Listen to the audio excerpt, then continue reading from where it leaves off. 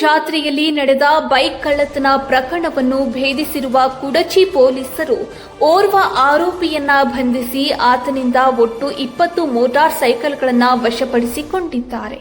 ವಶಪಡಿಸಿಕೊಂಡ ವಾಹನಗಳ ಮೌಲ್ಯ ಸುಮಾರು 5.75 ಲಕ್ಷ ಎಂದು ಅಂದಾಜಿಸಲಾಗಿದೆ. ಬಂಧಿತ ಆರೋಪಿಯನ್ನು ರಾಯಬಾಗ ತಾಲೂಕಿನ ಚಿಂಚಲಿ ಗ್ರಾಮದ 38 ವರ್ಷದ ಮಲಗೌಡ ಅಣ್ಣಾ ಸಾಹೇಬ್ ಪಾಟೀಲ್ ಎಂದು ಗುರುತಿಸಲಾಗಿದೆ. 2025ರ ಸೆಪ್ಟೆಂಬರ್ 14ರಂದು ಸುಟ್ಟಟ್ಟಿ ಜಾತ್ರೆಗೆ ತೆರಳಿದ್ದ ಪರಮಾನಂದವಾಡಿ ಗ್ರಾಮದ ನಿವಾಸಿ ಅವರ ಹೀರೋ HF 100 ಬೈಕ್ ಕಳುವಾಗಿತ್ತು. ಈ ಸಂಬಂಧ ಜೂನ್ 27ರಂದು ಕುಡಚಿ ಪೊಲೀಸ್ ಠಾಣೆಯಲ್ಲಿ ಪ್ರಕರಣ ದಾಖಲಾಗಿದ್ದು ತನಿಖೆ ಆರಂಭಿಸಲಾಗಿತ್ತು.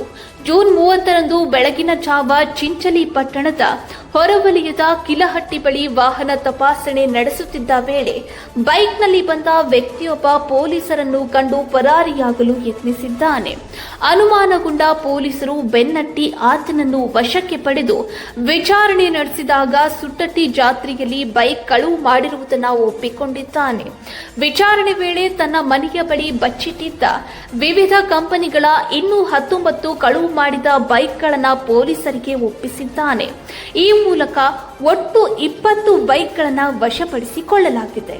ಈ ಕಾರ್ಯಾಚರಣೆ ಬೆಳಗಾವಿ ಜಿಲ್ಲಾ ಪೊಲೀಸ್ ಅಧೀಕ್ಷಕ ಕೆ ರಾಮರಾಜನ್, ಹೆಚ್ಚುವರಿ SP RB Basaragi, Athani DYSP Prashant Munnolli ಹಾಗೂ ಹಾರುಗೇರಿ ಸಿಪಿಐ ರತನ್ ಕುಮಾರ ಜೀರಗ್ಯಾಳ ಅವರ ಮಾರ್ಗದರ್ಶನದಲ್ಲಿ ನಡೆಯಿತು.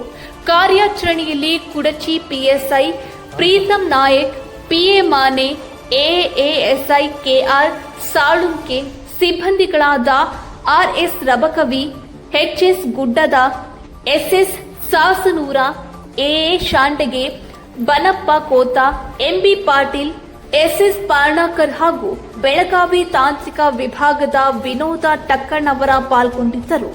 ವರದಿ ವಿಠಲ ಕೋಕಾಟೆ.